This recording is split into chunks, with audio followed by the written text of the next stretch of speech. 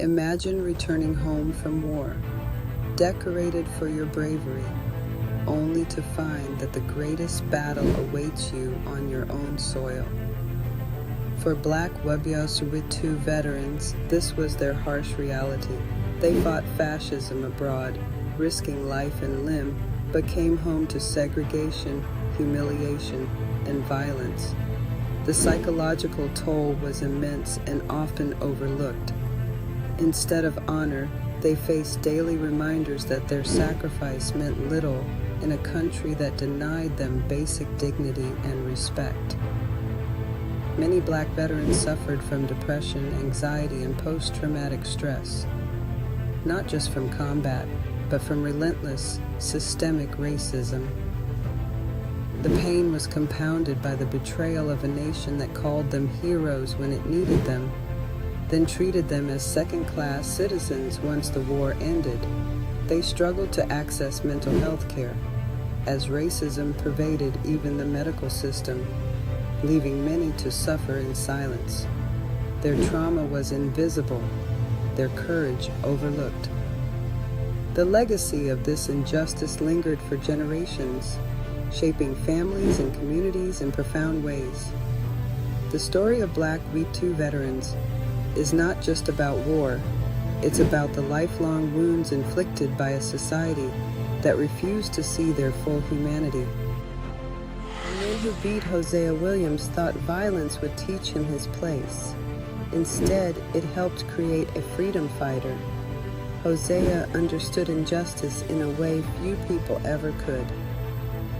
He had fought for democracy abroad and returned home to segregation, humiliation, and brutality. He knew the system was not broken by accident. It was working exactly the way it was designed to work, and that knowledge changed him. Hosea Williams did not stay frozen in pain. He became a man in motion, organizing, speaking, marching, and pushing back against the same system that had nearly crushed him. He would go on to work alongside Dr. Martin Luther King Jr. and become a major force in the civil rights movement. Before the cameras, before the famous marches, before history books reduced men like him to a few images, there was this truth.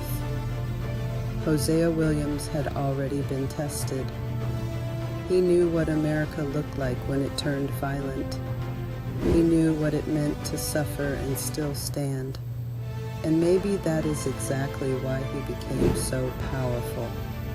Because once a man has survived war, racism, and pain, and still refuses to bow, he becomes dangerous to injustice. Part 2. From Wounded Veteran to Movement Force. The story continues. Hosea Williams had already been tested. He knew what America looked like when it turned violent. He knew what it meant to suffer and still stand. And maybe that is exactly why he became so powerful. Because once a man has survived war, racism, and pain, and still refuses to bow, he becomes dangerous to injustice. Part 2 is next. Subscribe and stay with me.